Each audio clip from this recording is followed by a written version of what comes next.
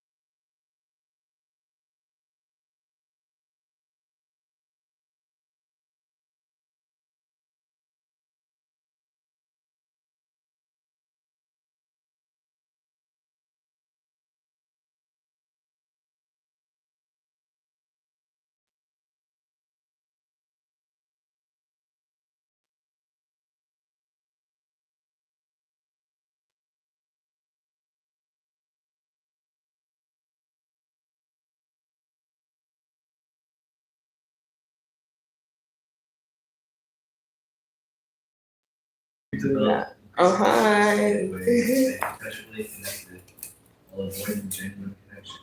The cost of this social pattern. I'm gonna be taking questions and answers. I'm gonna put my chat up and see. Are 34% more productive than those who use superficial exchanges. Alright. The question then becomes not whether we should move beyond small talk, but how. Philosophers' alternative. What Nietzsche proposed instead of small talk was nothing short of a revolution in human interaction. Okay. His letters, personal journals, and philosophical works reveal a man who had developed a radical approach to human connection, one that modern psychologists are only now beginning to understand. His relationship with Richard Wagner serves as the perfect window into this approach. Their first meeting, as recorded in Nietzsche's journal, began with a 4-hour discussion about Schopenhauer's concept of will. No pleasantries, no careful social dancing, just an immediate dive into the depths of philosophical inquiry. Wagner later wrote that he had never met a young man who could so quickly cut to the heart of every matter. During his years as a professor in Basel, Nietzsche became known for his unconventional social habits. He would often invite students for what he called thought walks through the Swiss countryside. These weren't casual strolls. They were carefully orchestrated conversations designed to push past social conventions. One former student recalled, he would ask questions that made you question everything you thought you knew. It was exhausting, exhilarating, and somehow more real than any other conversation I'd ever had. His friendship with Salome further exemplified this approach. Their conversations, which often lasted entire days, ranged from the nature of love to the death of God. Those who witnessed these exchanges described them as almost uncomfortably intense, yet magnetic.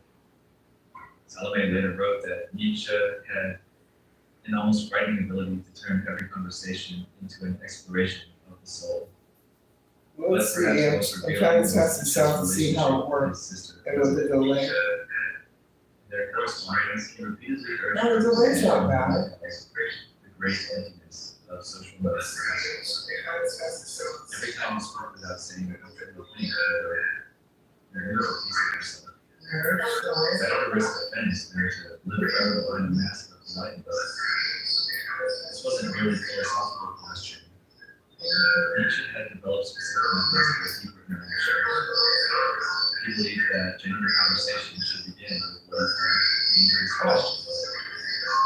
Those that challenge not just opinions, but fundamental beliefs. He argued that true friendship can only emerge through intellectual confrontation, through the willing exposure of one's deepest thoughts and doubts. Yet Nietzsche wasn't entirely opposed to social graces. His later writings show a nuanced understanding of when to push for depth and when to respect social boundaries. He saw small talk not as inherently evil, but as a dangerous comfort zone that people rarely moved beyond. The key, he believed, was developing the wisdom to know when to break through these superficial patterns. His own social circle, though small, was marked by extraordinary depth of connection. Those who knew him intimately spoke of conversations that would fundamentally alter their worldview. One friend noted, to speak with Nietzsche was to risk changing entirely. It was terrifying and liberating in equal measure. This alternative approach to human interaction wasn't just about having better conversations. It was about using dialogue as a tool for mutual growth and transformation. In an age where authentic connection seems increasingly rare, Nietzsche's method offers us not just a critique of small talk, but a practical path towards something more meaningful. Historical evidence and cultural patterns. The aversion to shallow conversation isn't unique to Nietzsche or our modern era. Ancient Greek symposiums, far from being mere drinking parties, were structured around profound dialogue. Plato's records show these gatherings spanned discussion of weather, business, or daily trivialities. Instead, participants were required to engage in philosophical inquiry, with designated topics ranging from the nature of love to the meaning of justice. Medieval monasteries maintained a similar tradition. The Desert Fathers, early Christian monks, practiced what they called soul speaking, conversations specifically designed to bypass social niceties and address deeper spiritual and philosophical concerns. The records show a striking similarity to Nietzsche's approach, with one monk writing, "Better silence than words that do not transform the soul." The Renaissance saw the emergence of salon culture, which initially followed these depth-focused traditions. In the 16th century Italy, gatherings hosted by the Medici family were famous for their intellectual rigor. However, by Nietzsche's time, these salons had largely devolved into what we criticized as theaters of politeness, exactly the kind of superficial social spaces he despised. This historical pattern reveals something crucial. Societies tend to begin with a commitment to meaningful dialogue, but gradually drift towards superficiality. The French salons of the 18th century started as centers of philosophical and political discourse, but eventually became known more for gossip and social climbing.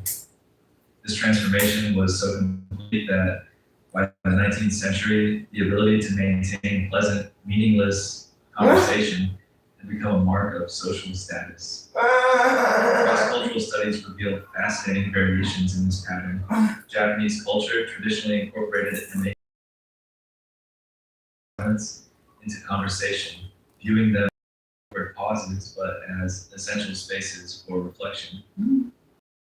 Social norms still today place higher value on silence than small talk, with one Finnish proverb stating, "Those who know do not speak, those who speak do not know." The Bedouin tradition of coffee gatherings, kahwa, historically emphasized storytelling and poetry and casual conversation. These gatherings meaningful narratives or insights rather than engage in casual chatter. This historical and cultural evidence suggests that Nietzsche's critique wasn't merely personal preference, but rather an observation of a broader pattern in human society. As civilizations become more polite, they often lose the depth that characterized their dialogue traditions. Right. This calls for a return to a meaningful conversation, and thus be seen not as a radical innovation, but as an attempt to reclaim something human societies have repeatedly developed and lost throughout history. Modern applications in today's corporate offices, conference rooms, and Zoom calls, Nietzsche's critique of small talk finds new relevance. The average office worker spends nearly 3 hours per week in what management researchers call empty communication rituals. Yet companies like Microsoft and Google have begun experimenting with new conversational frameworks that echo Nietzsche's principles. At Microsoft's Redmond campus, teams have implemented deep work conversations, structured dialogues that bypass as traditional small talk. A product manager there reported a 40% increase in team satisfaction after replacing standard morning check-ins with more substantive exchanges. Instead of asking, "How was your weekend?" team leaders now open with questions like, "What challenged your thinking recently?" Silicon Valley startups have pioneered what they call philosophical stand-up meetings.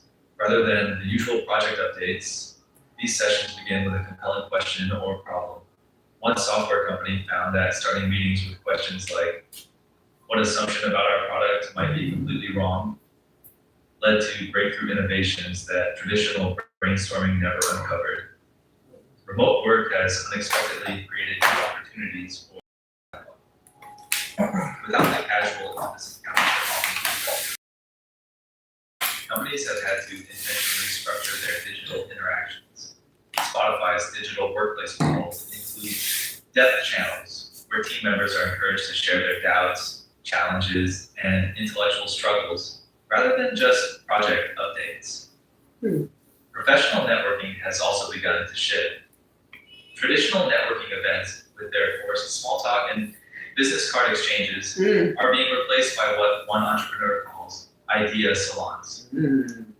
These gatherings set specific topics for discussion and prohibit standard networking questions like, "What do you do?" Instead, participants are asked to share their most controversial professional opinion or biggest conversation communities. LinkedIn groups dedicated to philosophical discussion of business practices have shown significantly higher engagement rates than traditional networking groups. Let's see, now, ready here, gonna have a topic Thousands to of bring up here. dating world has similar rules of law. Let's see, maybe answer some questions, let's see.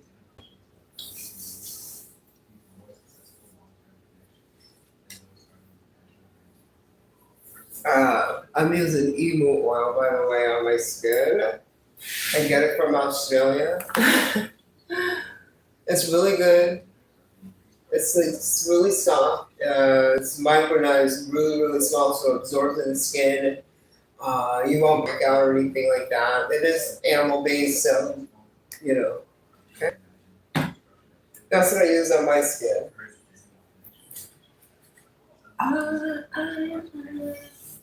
Let's see here.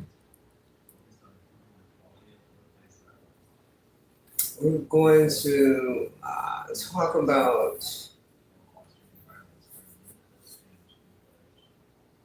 sun damage today. I have many topics on the list.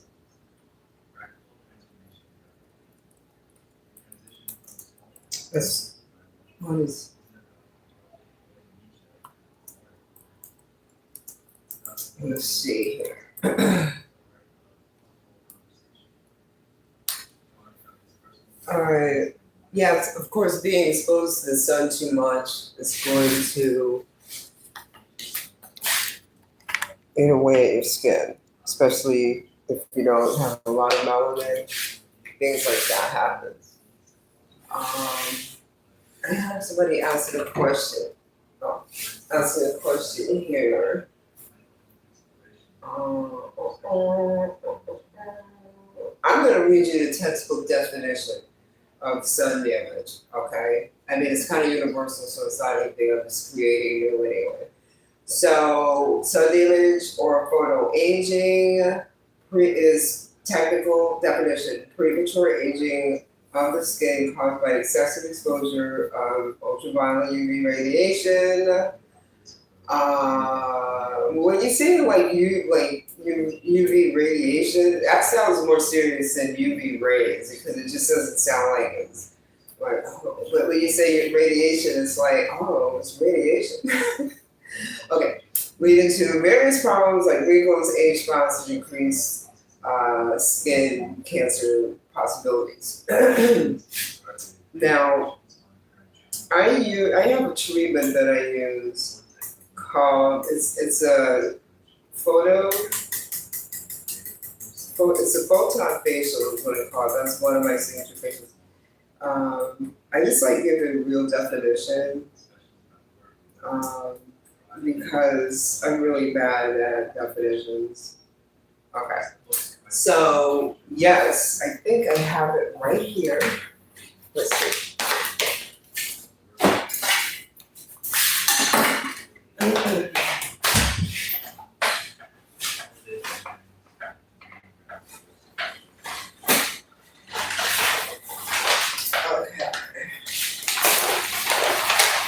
And what we're doing is using LED light therapy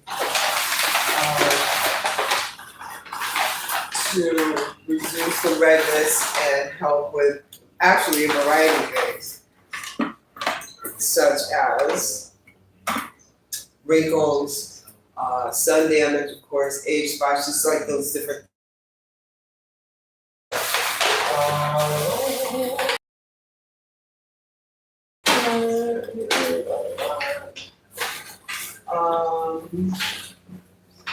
Yes. So these are things that this kind of treatment you have. Facial conductive gel, and this has vitamin E in it, and all these nice things that's good for your skin, hyaluronic acid, things like that. And generally what we do is we put this, I'll do a cleansing, I'll do toning like a regular facial, and then I would plug this in, but when I get back to, I'm at my office now, when I get back to the spa, then I'll plug it in. So, yes, we put a gel, which will have nice emollients in it, and maybe something else if your skin's different. And then I would put this like over the face, which looks creepy, but all beauty things are weird, mostly. And then I would utilize this mask.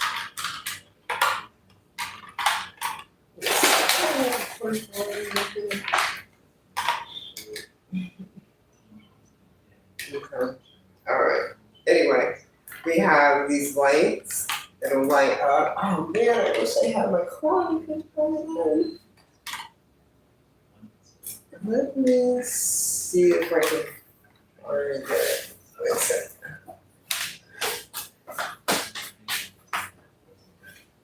What is this?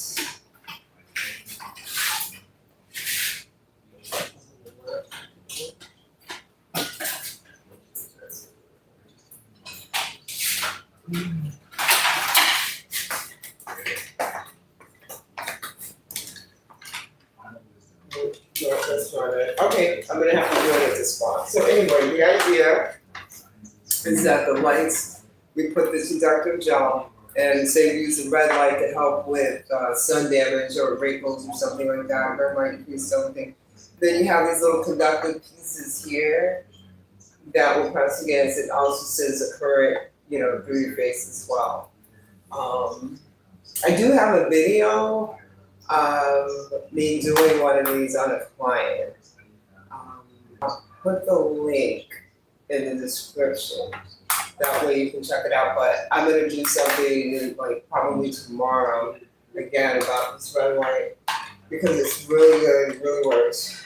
So I'll put this together properly for you tomorrow. Anyways.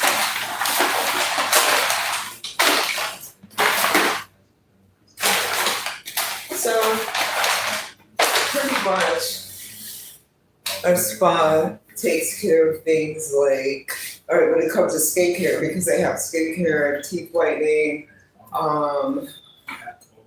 Let's see, somebody is trying to ask a question. Let's see what they're asking.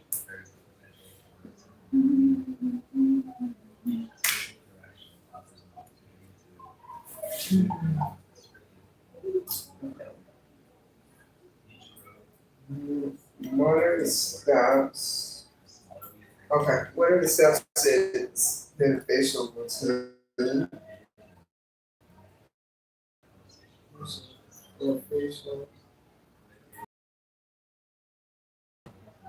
Okay, facial treatment. Okay.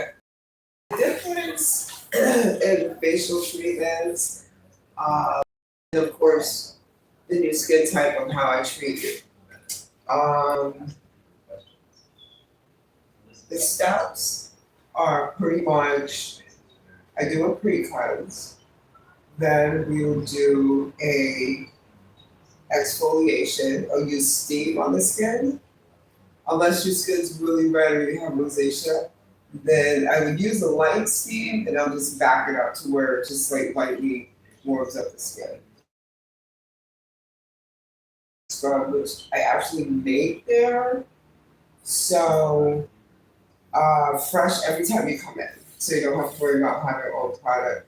And cleanse it with the steam. And then that'll help polish the skin and loosen up the glue in between each of your skin cells, your dead skin cells. You'll probably feel a lot of activity, tingling. I use my own skincare line. So that's my own skincare. Oh, I don't have a bottle right here. Anyway, yes, I use it. There we go. And I have a cleanser, I have a toner, and I have moisturizer. And it works very well. So I'll use the cleanser to get started on your cleansing. And depending on kind of how like kind of dirty your skin is, I guess you can say it's the normal word, will depend on it'll depend on how dirty the skin is, and I'll keep cleansing it with steam. And then I will also do a scrub with the steam as well. But that's just like for a more deep cleansing. So that's the first two steps. Then I'll figure out, okay, well, this person needs hydration, or this person has redness, so it needs something calming. And then I'll do like calming, I'll do a chamomile mask, or if it's somebody who can handle like a more active mask. I've been doing these oxygen masks. There are also videos of that. It's pretty cool. It's like real flat, and then it goes boom. It's like fluffy. Everybody says, "Oh, it tingles." I'm like, yeah, very active. And also for mature skin, I'll make a honey and milk mask to to enrich the skin, because that's the word I was looking for. And that seems to work out. And I make that fresh every time too. Let's see what else. I also there's also foot treatments as well. Okay, foot detox. There's teeth whitening. Teeth whitening, really good. Let me tell you a little bit about that real quick. I have my own whitening machine. It has to be done in house, and there's a procedure. And I do have video of that procedure as well, right on my channel here. So,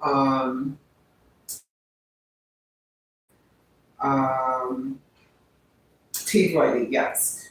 So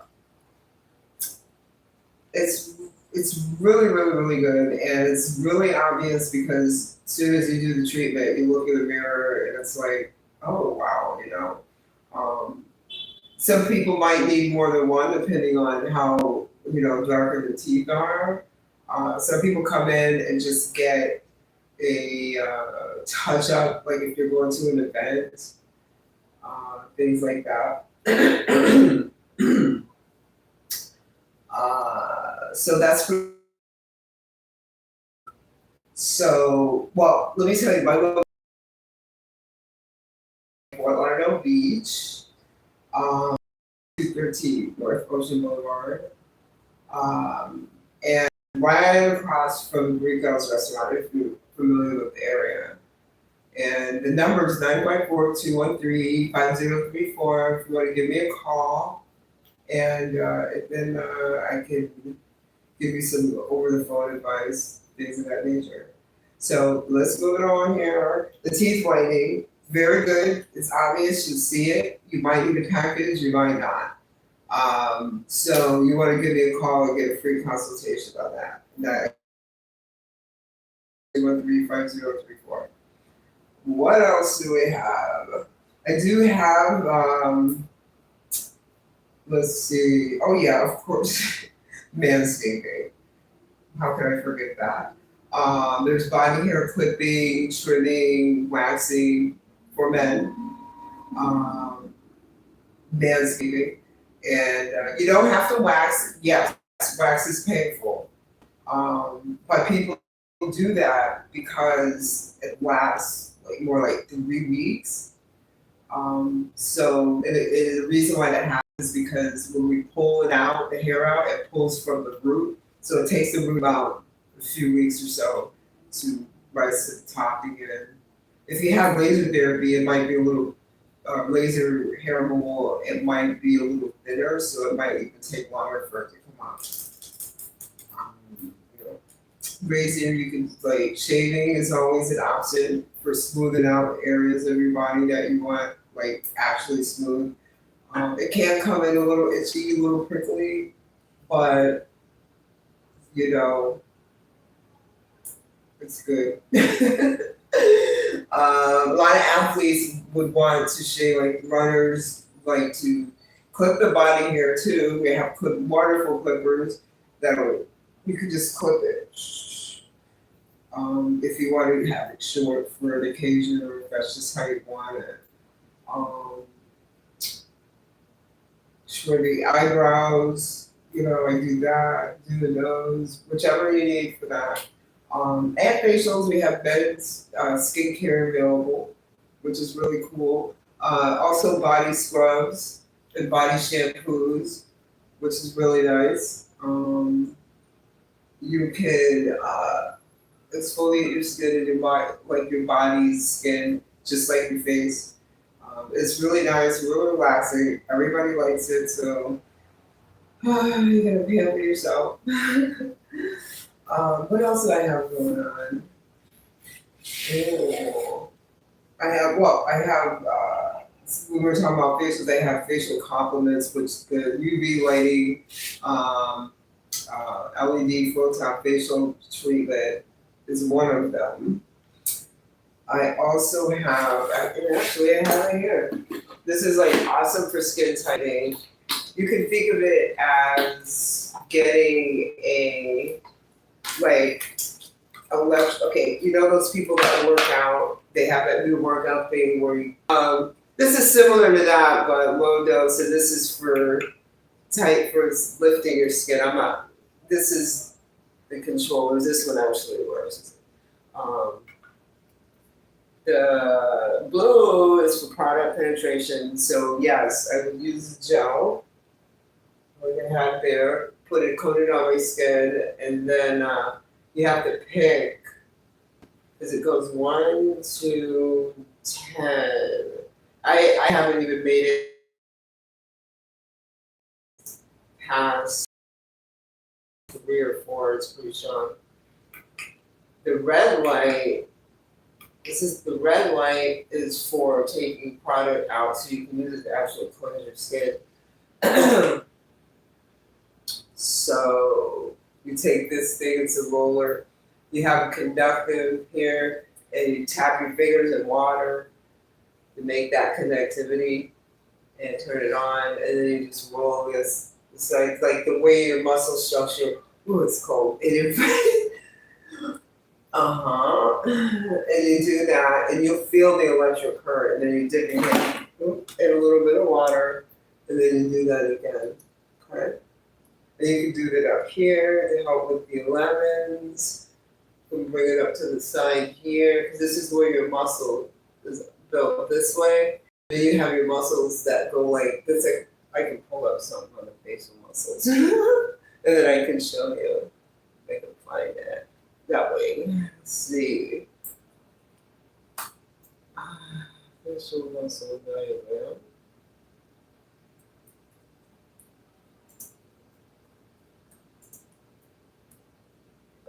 We'll pull up images. Okay, this looks good. Okay. Alright.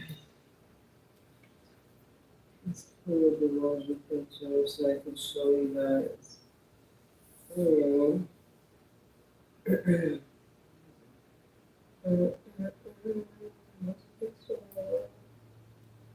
Alright, let's go back. And I'll just, all right, here we go.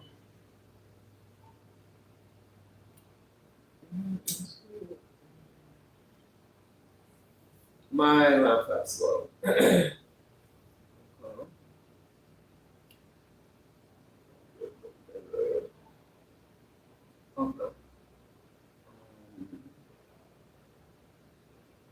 See if I can.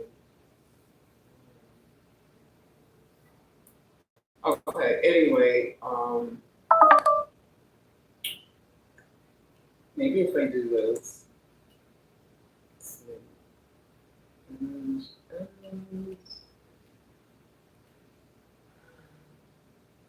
then I'll put it here. Okay. And then I'll open this. Wow.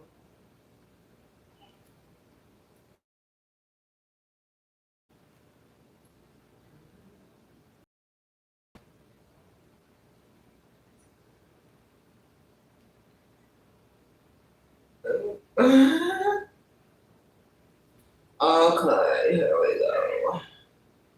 All right. Okay. So you want to go with the facial muscles. I'm going to show you the directions that you should go. So here's your face. I guess it could be a little brighter, but okay. Let's see if we can bring it out. Oh, there we go. Okay. So with the machine, you want to go up and bring it up on the forehead because that's the muscles, and then it'll stimulate those muscles and tighten them up. Same right here. And it'll keep this area here. That's where we get those 11s when we squint too much. It even shows it. Around the eyes, okay? Just like, well, now I'll show you a different spot or a different piece that goes to that area. Here we got your muscles going up, so you're gonna go up, up, around and up, right in here, and then bring it through the cheek. You know, you just smile and you can tell like that. Now, there is this connecting piece that you use like around the eye here. It's like a ball. You never put it on your actual eye skin. And this one, yeah, you'll go eye skin, like just right there, and go around, and then you go up and you hold it. And what that does is just stimulates. You'll feel the clicking, the stimulator will go up, and then you kind of hold it like this. And when you do your roller, you roll it because this is your muscle here, going from here to here, and you roll it here, and you roll it here. I usually rub and roll it here, and you hold it. You hold it a little longer than that, and hold it here. This one here, you can do like a light right around here. You go around, and this goes above the eye, and this is how you, and then let it sit for a minute. I don't have it on right now. And you don't need to go down, but you can go around the eye. That's where the muscle was, out. And then you lift up above the eyebrow. You can go around the eyebrow, going right here. And you do that. Now, I use this on clients as well. Because the connection is coming from me, and then I'll make the connection to their skin. So there'll be a complete electrical thing going on here. So it's pretty cool. I wanted to share that with you today. I'll be live again tomorrow. We'll be doing some live sessions throughout the day, and maybe some things on location. Spa and get some price going and see what's up again. www.manscaping the spa facial .info, 3213 North Ocean Boulevard, 954-213-5034. And give me a call direct any questions. Okay. Stay tuned for the next one.